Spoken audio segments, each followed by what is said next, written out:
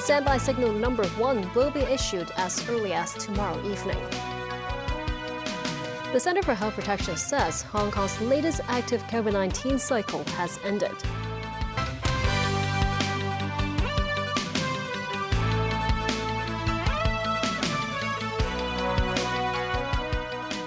Good evening and thank you for joining us.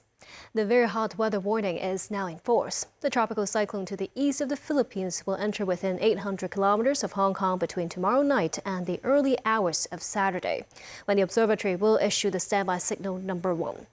The observatory has warned the public of the possibility of the strong wind signal number 3 being issued on Saturday, with the number 8 signal on Sunday. Samantha Lee has the details. Hot and sunny weather usually precedes the approach of typhoons. Temperatures over many parts of the city reach 35 degrees Celsius or above. Under the scorching sun, people working outdoors suffered from the high temperatures, and they used various methods to combat the heat. This construction worker said he had to drink more than usual to cool down. While this worker said his company treated colleagues with watermelons and herbal tea. Some beachgoers went to soak up the rays in Repulse Bay. Temperatures there topped 35 degrees Celsius at around 4 p.m. The observatory said the tropical cyclone that is skirting around the east of the Philippines will move northwest to the northern part of Luzon. It is expected to enter within 800 kilometers of Hong Kong on Friday night to the early hours of Saturday. The tropical cyclone is expected to bring heavy squally showers and thunderstorms to the coast of Guangdong and the northern part of the South China Sea during the weekend. So locally, like in Hong Kong, there will be more showers on Saturday and winds will strengthen gradually later. The weather will be windy with squally showers and thunderstorms on Sunday and Monday as well. The observatory said it will assess whether to issue the strong wind signal number 3 on Saturday and higher tropical cyclone warning signals on Sunday. Samantha Lee, TVB News. Under the scorching weather today, a girl allegedly suffered from heat stroke while hiking in Pak Lap Tai, Sai-kung. Police received the report at around 4:30 p.m. The 16-year-old girl was airlifted to the Convention and Exhibition Center in Wan Chai by a government flying service helicopter. Then she was transferred to Rottenchi Hospital for treatment. Hong Kong's seasonally adjusted unemployment rate held steady at 3.5% in the April to June period. That's the same as that from between March and May in 2025. The underemployment rate also remained unchanged at 1.4%. The sectors that saw the largest rises in unemployment were construction and the food and beverage service activity sectors. Secretary for Labor and Welfare Chris Sun said, looking ahead, the trend of unemployment rate would hinge on the city's overall economic performance. He added the continued expansion of the Hong Kong economy should provide support to the labor market. The Housing Bureau and the Nano and Advanced Materials Institute have teamed up to use their latest building technologies in the government's public housing projects.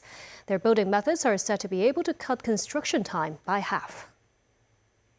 The Housing Bureau signed a memorandum of understanding with the Nano and Advanced Materials Institute, aiming to use the Institute's Modular Integrated Construction, or MIC, technologies to boost the efficiency of public housing construction.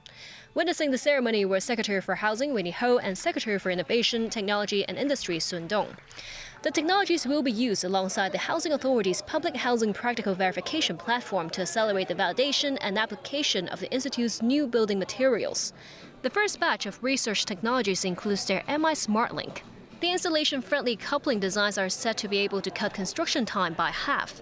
Major linkage actually can be prefabbed in the factory first, and then later on, once those kind of a linkage shipped to the light site, then the worker can just install it in one step, such that the whole process can be reduced in terms of the time and also the simplicity.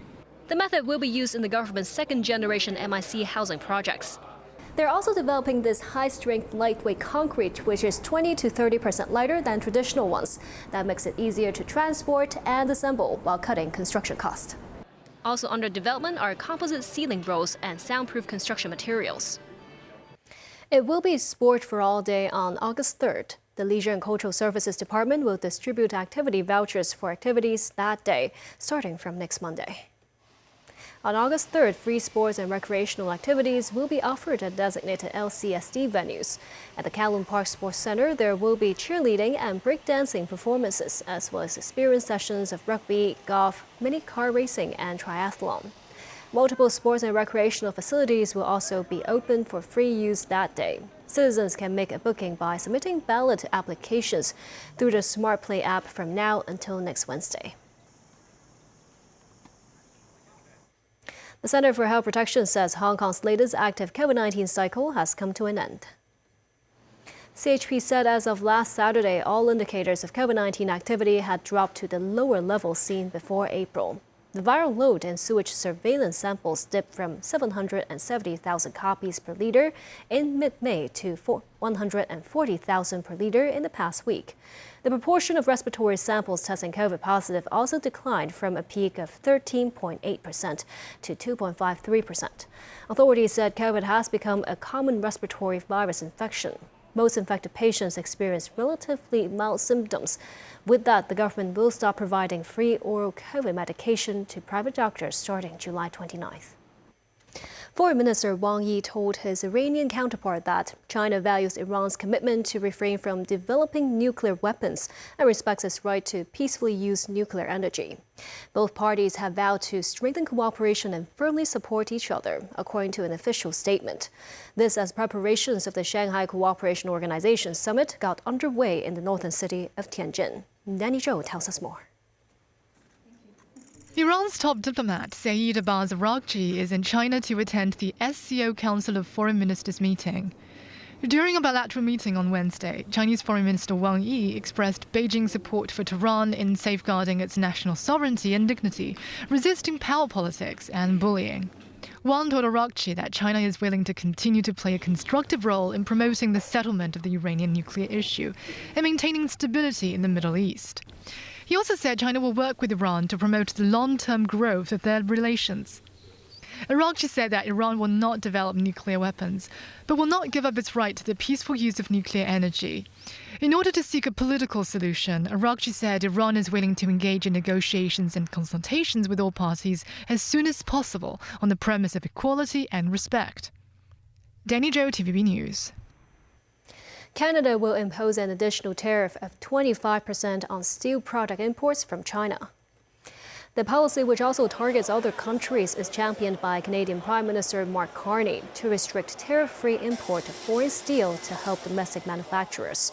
Carney said his government will invest in Canadian steel workers and production and look to Canadian steel for large-scale Canadian projects. And still ahead. The U.S. wants to ban undersea communication cables using Chinese technology from connecting to America. Trump signs legislation to stiffen punishments on narcotics. And University of Science and Technology unveils AI medical imaging technology that can drastically reduce patients' radiation exposure.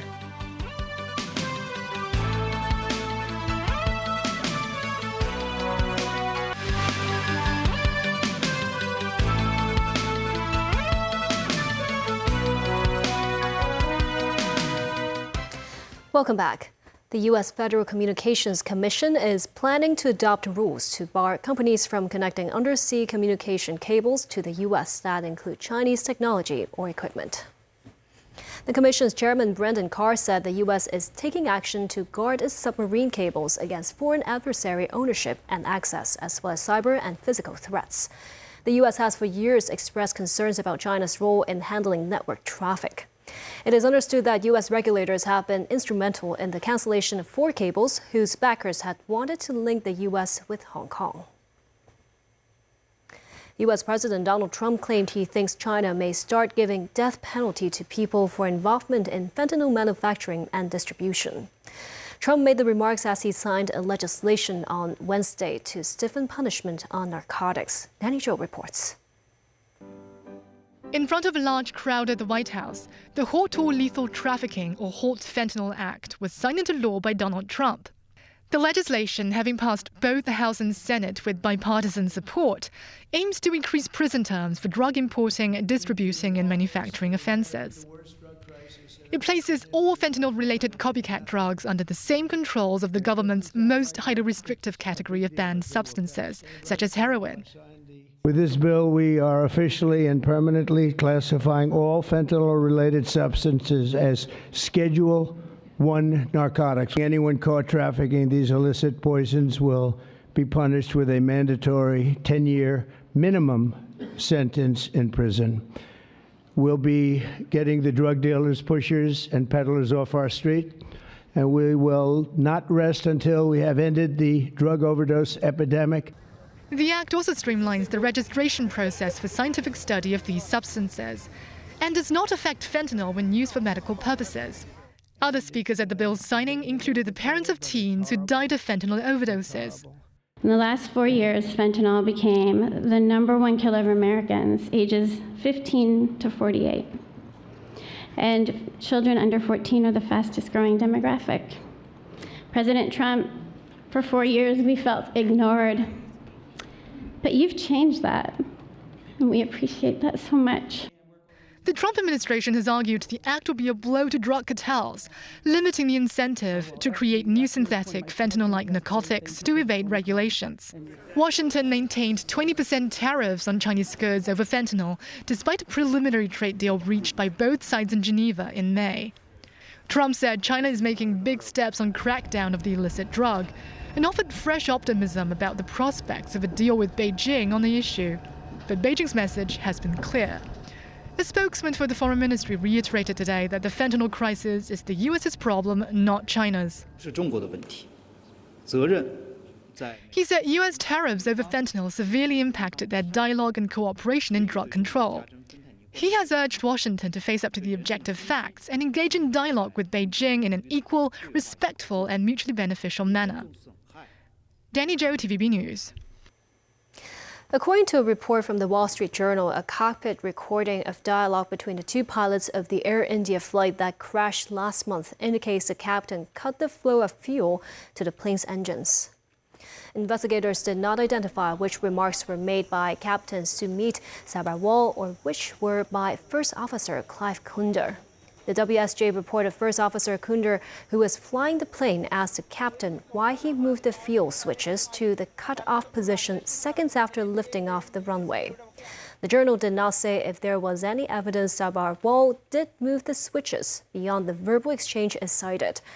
However, it quoted U.S. pilots who have read the Indian authorities' report as saying Kunder, the pilot actively flying, likely would have had his hands full pulling back on the Dreamliner's controls at that stage of the flight. The largest piece of Mars ever found on Earth was sold for just over $5 million at an auction in New York Wednesday. The 25-kilogram rock named NWA 16788 was discovered in the Sahara Desert in Niger by a meteorite hunter in November 2023. The meteorite had been blown off the surface of Mars by a massive asteroid strike, and it traveled 225 million kilometers to Earth, according to Sotheby's. The estimated price before the auction was $2 to $4 million. The final bid was $4.3 million, but after various fees and costs, the official sale price was about $5.3 million. This makes it the most valuable meteorite ever sold at auction. The Hong Kong Jockey Club announced the total racing wagering for this racing season is $138.8 billion, a 3% increase from last season. The last horse racing events concluded at Happy Valley Racecourse last night. A total of 88 race meetings were held this season, the same as in previous years.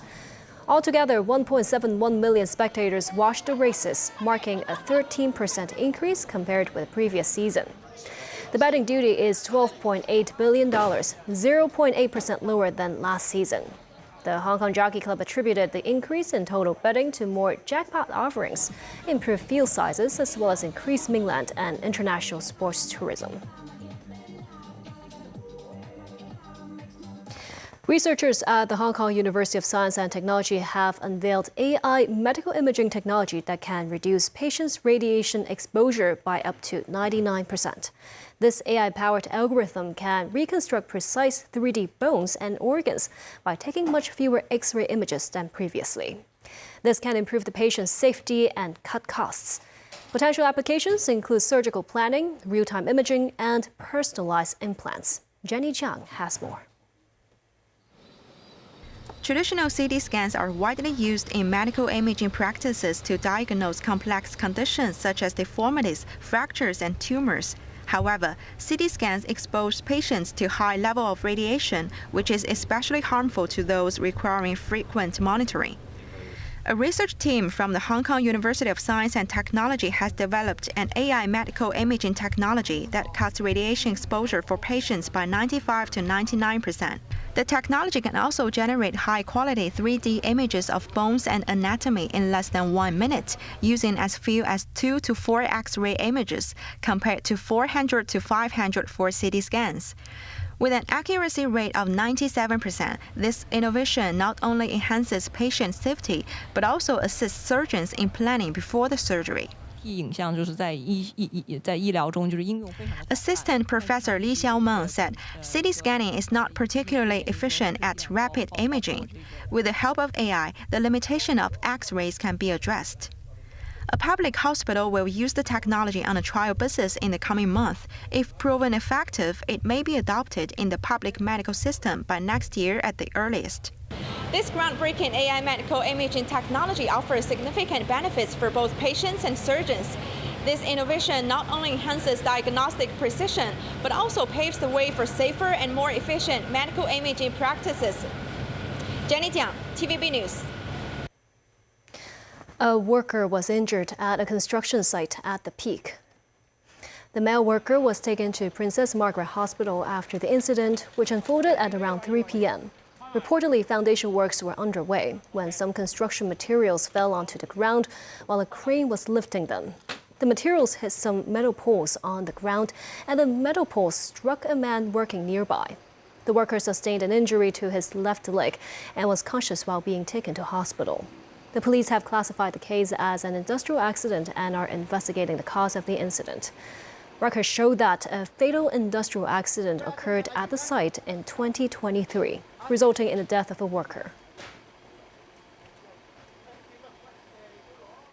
July 17th is World Emoji Day. Emojis are a global phenomenon, with over 90% of internet users across the planet regularly communicating with them as an addition to traditional language. Analysts say their usage varies between generational groups and cultures. A farming cooperative in the Swiss municipality of Einsiedeln marked the occasion by creating cheese resembling various types of emojis. These included a smiling face with heart eyes and face savoring food. And that's the news. Thank you for watching.